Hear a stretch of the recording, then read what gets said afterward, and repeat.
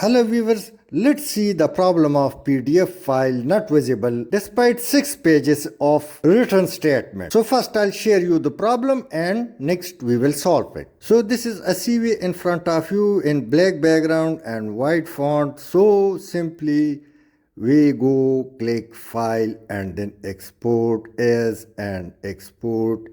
PDF. Export and now simply save it. But when you open it in PDF, so you won't be able to see it.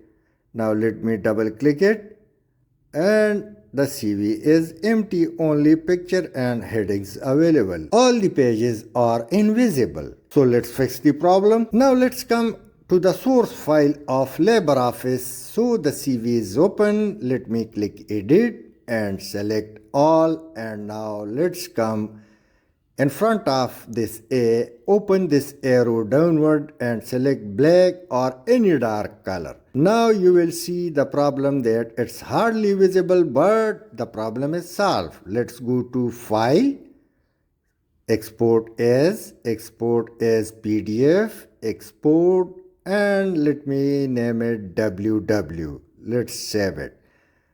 Now it's on desktop. Let me open it.